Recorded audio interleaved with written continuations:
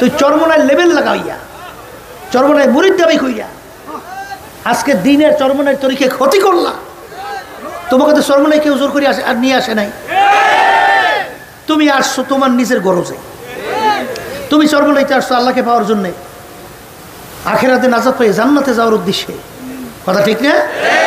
তাই চরমনায় তুমি লেভেল লাগাইয়া আজকে চরমনায় তুমি বদনাম করবা, ভালো করে যাইনে রাখো।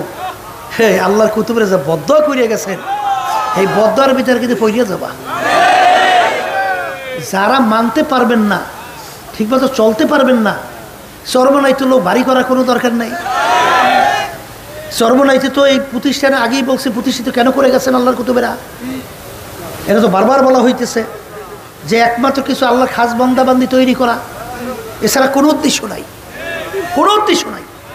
তা উদ্দেশ্য যদি নাই থাকে তাহলে আপনার চরমনায় যে এসে নাম লেখাইয়া আপনার উদ্দেশ্যটা কি? শুনছি এক মুজাহিদ আমাকে বলতেছে, হুজুর চরমনায়ের মুজাহিদ খুব মোহাব্বত করিয়া, ও লোকটাও খুব বেশি টাকা পয়সার মালিক না, আইসে বলে ভাই আমাকে কিছু টাকা ধার দেন, ঋণ কর্জ দেন। তো এখন মুজাহিদ ভাই চাইছে না দিয়ে পারে, এখন ওর কাছে তো তেমন টাকা নাইও, তা কিছু টাকা ধার দেশে, কর্জ দেশে, ঋণ দেশে। এরপরে এমনভাবে সে উদয়র মতো হয়ে গেছে, এখন তার সাথে দেখা সাক্ষাৎ করে না, মোবাইল ফোন বন্ধ রাখছে, বিভিন্ন ক্ষেত্রে এখন খারাপ আচরণ করে দেখা হইলে ধারে কাছেও যায় না। ও চরমনাইতে আসছে লেভেল ধরছে কেন? এই ধোকাবাজি করার জন্য, এই ধোকাবাজি করার জন্য। কথা ঠিকই না? এই জন্য আমার বাচ্চাদেরকে বলবো যে কিছু খাঁটি মুজাহিদ, কিছু খাঁটি দায়িত্বশীল আল্লাহ রাব্বুল আলামিন কবুল করুক। কথা ঠিক না? আল্লাহ আমাদেরকে যেন আল্লাহ দিনের খাদেম হিসেবে কবুল করে নেয়। একমাত্র যেন আমাদের কার্যক্রমগুলো আল্লাহ রাব্বুল আলামিন রাজি খুশির জন্যই হয়। আমরাও দোয়া চাই, আমরাও দোয়া করি আল্লাহ যেন আমাদের সকলকে তার খাস বান্দা হিসেবে একমাত্র ইখলাস নিয়ে আল্লাহকে রাজি খুশির উদ্দেশ্যে কাজ করার তৌফিক দান করেন। কারণ কি, দুনিয়া কিন্তু ক্ষণস্থায়ী। দুনিয়া কি, ওই যে বলছি দুনিয়া সম্পর্কে একটু চিন্তা করো, দুনিয়া নিয়ে একটু মুরাকাবা করো। দুনিয়া কি আসলে আরামের জায়গা? দুনিয়া কি শান্তির জায়গা? কেউ আরাম কোনোদিন পাইছে? কোনোদিন শান্তি পাইছে? কোনোদিন পাবে? পায় নাই, কোনোদিন পাবে না।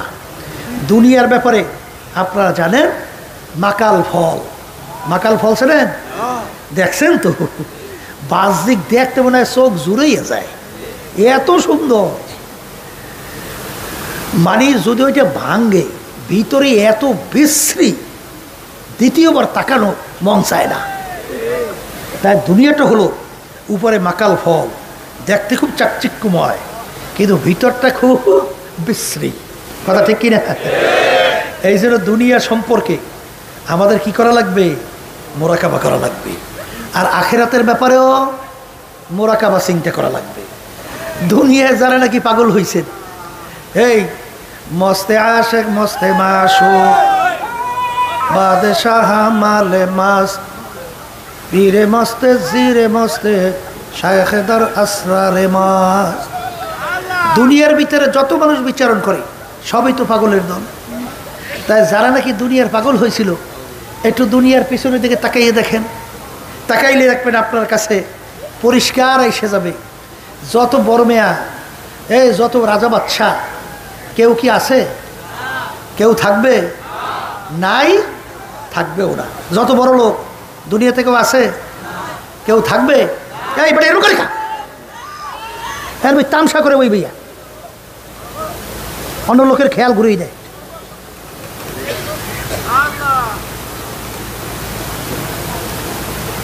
তাই দুনিয়ার হাকিকত সম্পর্কে চিন্তা করলেই তখন আপনার কাছে উত্তর আসবে দুনিয়া একেবারে ফাঁকি। দুনিয়া কি ফাঁকি? এটা ভালো করে মনকে বুঝান। দুনিয়ার ভিতরে বিভিন্ন শ্রেণীর পেশার মানুষ বাস করে, রাজা বাদশারাও আছে, রাস্তার ফকির সেও তো আসে না? নাই। আচ্ছা, মায়ের পেটের ভিতরে যখন আমরা ছিলাম, মায়ের পেট থেকে যখন দুনিয়াতে আসছি, বাদশা কি ল্যাংটা অবস্থায় আসছে না? আর রাস্তার ফকির কি অবস্থায় আসছে? ভাগ্যের বিনিময়ে কেউ বাদশা হয়েছে, কেউ বা রাস্তার ফকির হয়েছে। কথা ঠিক যাবে? ঠিক। আজকে দুনিয়ার ভিতরে যখন নাকি বাদশা আসছিল, কাপড় চোপড় ছাড়া আসছে ল্যাংটা অবস্থায়। আর যখন দুনিয়া থেকে বিদায় হয়েছে তখন বাদশাকেও 3টা কাপড় দিয়ে সাদা পেঁচ দিছে, আর রাস্তার ফকিরকেও কাপড় 3টে দিয়েই পেঁচ দিছে।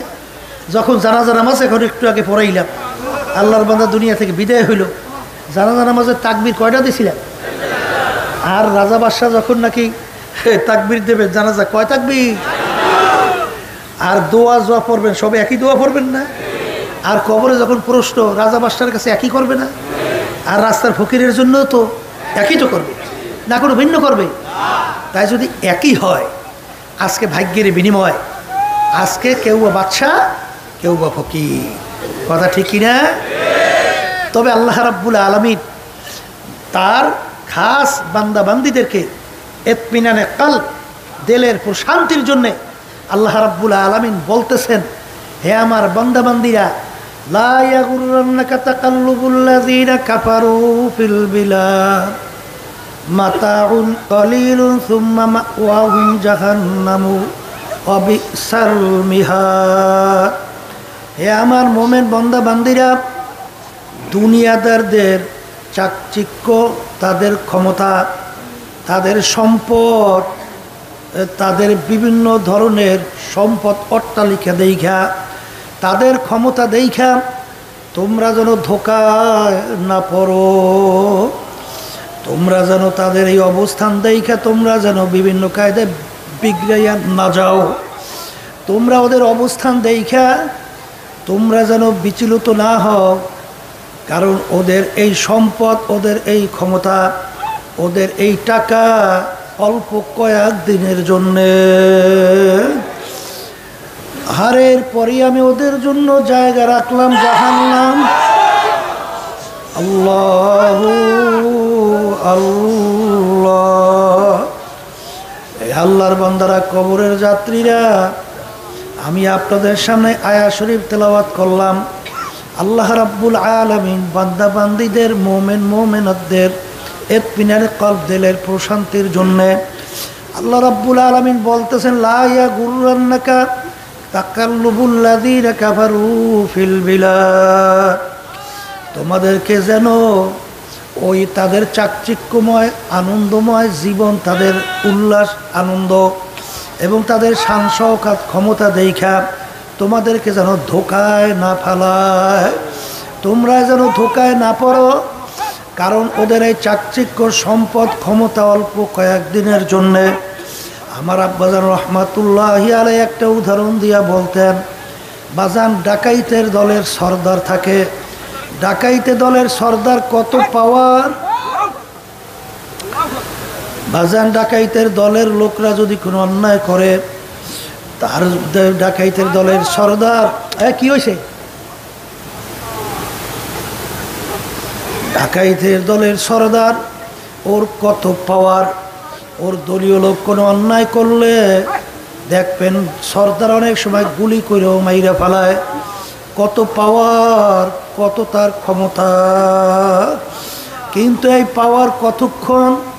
পুলিশের হাতে অ্যারেস্ট হওয়ার আগ পর্যন্ত। যখন পুলিশের হাতে অ্যারেস্ট হইয়া যায়, যখন তাকে বুট দিয়া লাইথায়, পাড়ায় হাড্ডি গুড়ি ভাঙ্গা ফেলায়, কই যায় ওর সারগিরি, কই যায় ওর বাবুগিরি, কই যায় ওর মাতুকগিরি, কই যায় ওর সর্দারগিরি, বাজান সব নিমেষে শেষ। এ মোমেন বান্দাবান্দিরা, আল্লাহর বান্দাবান্দিরা, এই দুনিয়াদারদের ক্ষমতা, ওদের টাকার গরম, ওদের দলের গরম, ক্ষমতার গরম কয়দিন? আজরাইল আলাইহিস সালাতু ওয়াস সালামের হাতে অ্যারেস্ট হওয়ার আগ পর্যন্ত। যখন আজরাইল সালাতু ওয়াস সালাম আমার মাওলার হুকুম অনুযায়ী বাড়ির দরজায় যখন আইসা হাজির হবে, যখন ওই বর্মেয়া যখন অ্যারেস্ট হয়ে যাবে, এখন তাকাইয়া দেখো, কই তার টাকার গরম, কই তার ক্ষমতার গরম, কই তার সম্পদের গরম, কই তার পাওয়ার, সব নিমিষে শেষ হইয়া গেল। এ কবরের যাত্রীরা, আল্লাহর বান্দারা, হে আল্লাহর মোমেন বান্দা বান্দিরা, ভালো করে মনকে বুঝাও। চরমনার মাহফিল প্রতিষ্ঠিত কেন করা হইল? আল্লাহর বান্দা বান্দীদেরকে আল্লাহর সঙ্গে সম্পর্ক তৈরি করার জন্যে, আর বাজান দুনিয়া এবং আখেরাতের পরিচয় লাভ করার জন্যে। দুনিয়া কি আখেরাত কি বাজান? দুনিয়া কিন্তু দুনিয়া জিফাতুন ওয়া তালিবুহা কিলাব। আল্লাহ রাসূল সাল্লাল্লাহু আলাইহি ওয়াসাল্লাম বলেন, বাজান এই কথাগুলা কাদের কাছে মূল্য আসবে? যারা ঈমানদার, যারা মুমিন, যারা আল্লাহকে বিশ্বাস করে, যারা আখিরাতকে বিশ্বাস করে, তাদের কাছে আমাদের এই কথারও গুরুত্ব আসবে। আর যাদের আখিরাতের বিশ্বাস নাই, যাদের ঈমান নাই, তাদের কাছে কোনো গুরুত্ব নাই। আল্লাহ রাসূল সাল্লাল্লাহু আলাইহি ওয়াসাল্লাম বলেন, আদ-দুনিয়া জিফাতু ওয়া তালিবুহা কিলাব। আমার উম্মতেরা, দুনিয়াটা হলো একটা মরক বা মুর্দা। বাজার মুর্দার কোনো দাম নাই, মুর্দার কোনো মূল্য নাই। আল্লাহ রাসূল সাল্লাল্লাহু আলাইহি ওয়াসাল্লাম উদাহরণ দিয়া বলে, এ আমার উম্মতেরা, দুনিয়ার হলো একটা মরগের মতো। বাজান মরগ যখন একটা পানির ভিতর থেকে মরগ ভাইসা যায়, ওর পিছনে কোনো মানুষের দল দৌড়ায় না,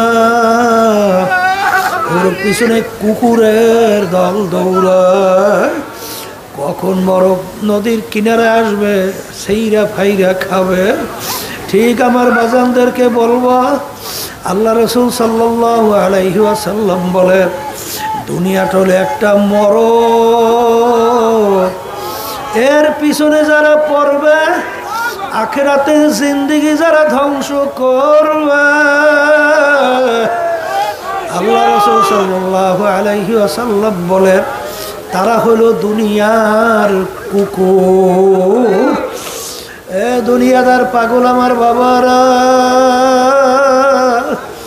আর দুনিয়া দারুল মেহনে ওয়াল বালা।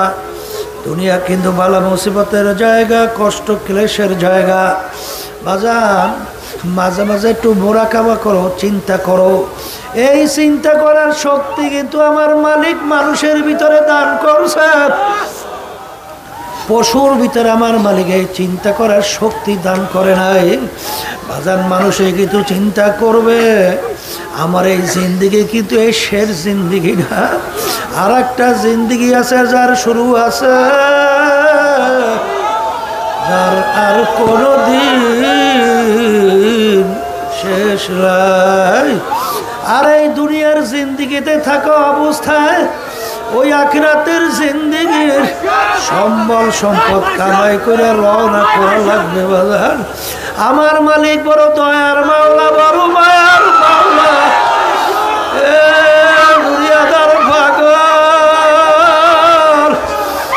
যারা বাজার হিজরত করে বাড়ি থেকে চরমনার মাঠে আসছো, আমি সেই বাজারদেরকে বলবো, আমার মালিক তোমার আমার দিলের দিকে তাকাইয়া আছে।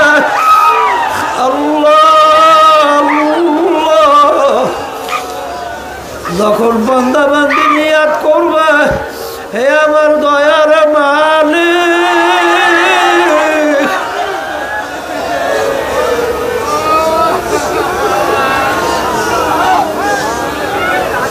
তুমি যখন চরমনের ময়দানে নিয়ে আসছো, মালিক এখানে কত তোমার খাস বান্দারা এখানে মাঠে আছে, যাদের সঙ্গে তোমার গোপন সম্পর্ক তৈরি হয়ে আছে। আমার মালিক,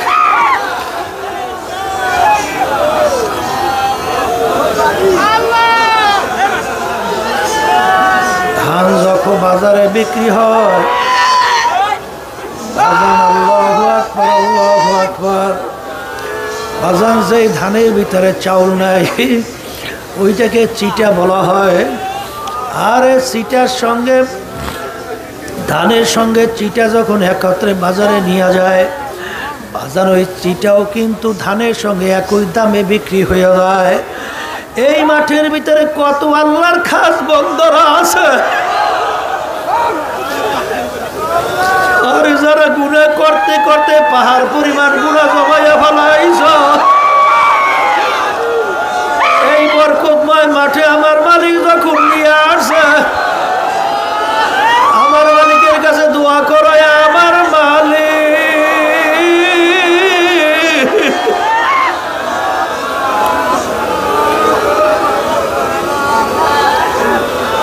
তোমার কত খাস বান্দারা এই মজলিসের মধ্যে আছে। আল্লাহ, ধান যেরকম নাকি চিটা ধানের সঙ্গে একই দামে বিক্রি হয়, আল্লাহ তুমিও আমাদেরকে তোমার খাস বান্দা হিসেবে কবুল করে নাও।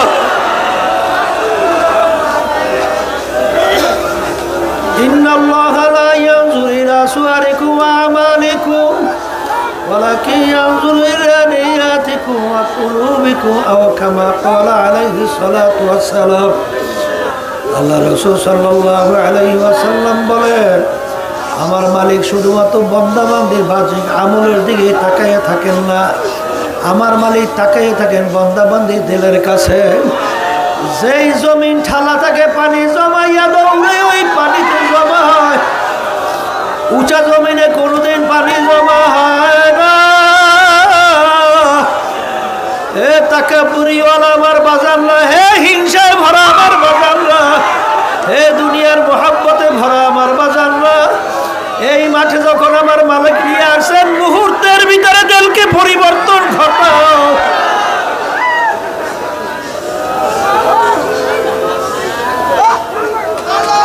দিলকে মুহূর্তের ভিতরে পরিবর্তন কইরা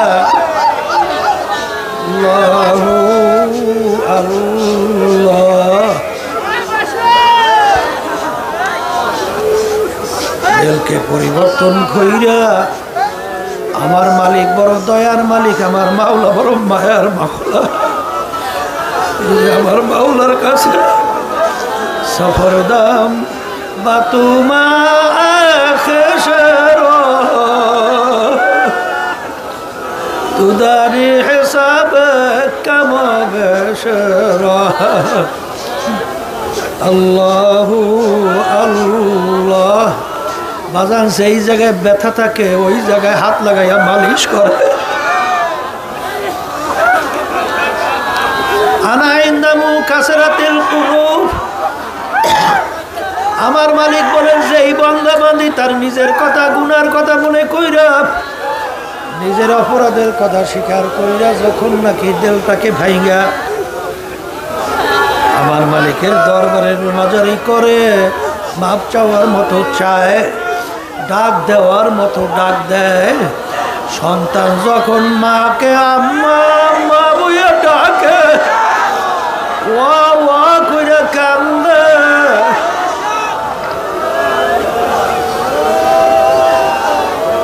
মা সন্তানের কান্না সহ্য করতে পারে না, মায়ের কাছ হাতের থেকে পইরা যায়, মায়ের কলিজার ভিতরে আল্লাহু আকবার আগুন ধইরা যায়। মা সন্তানকে যত মায়া করে, এসে 100,000 গুণ বেশি মায়া করে আমার মালিক বান্দা বান্দিকে। বান্দা বান্দি যখন দিলটাকে ভাইঙ্গা গুনার কথা মনে কইরা, নিজেকে অপরাধী মনে কইরা যখন ডাক দেবে আমার দয়ার মালিক,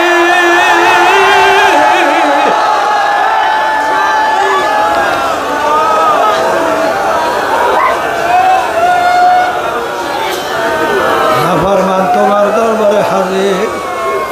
আমার মালিক ডাক দিতে দেরি, আমার মালিক বান্দা বান্দে ডাকা সারা দিতে কোনো দেরি নেই। আমার মালিক যখন চরমনায় মাহফিলে নিয়ে আসছেন, আল্লাহু আল্লাহ, যখন নিয়ে আসছেন সবসময় মালিকের কাছে দোয়া করো, চেষ্টা করতে থাকো, আল্লাহ রাব্বুল আলামিন তোমাকে আমাকে মাহরুম ফেরত দিবেন না। আল্লাহ রাব্বুল আলামিন তার পরিচয় না ঘটাইয়া তোমাকে আমাকে এখান থেকে বিদায় দেবে না।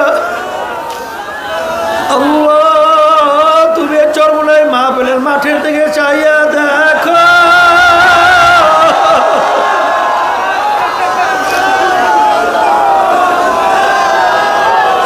তোমার রহমতের নজরে একটু তাকাইয়া দেখো মালিক, মাহফিলকে আপনি হেদায়েতের জরিয়া বানাইয়া দেন, সর্বদিক থেকে আপনি হেফাজত করে। আল্লাহ আল্লাহর তোমার এক বান্দাকে, তোমার এক বান্দিকেও তোমার খাস বান্দা না বানাইয়া, তোমার ওলি না বানাইয়া এখান থেকে কাউকে ফেরত দিও না। আমার মালিকের কাছে দোয়া করো আল্লাহ যেন মাহফিলকে কবুল করে নেয়। আল্লাহুম্মা আমিন।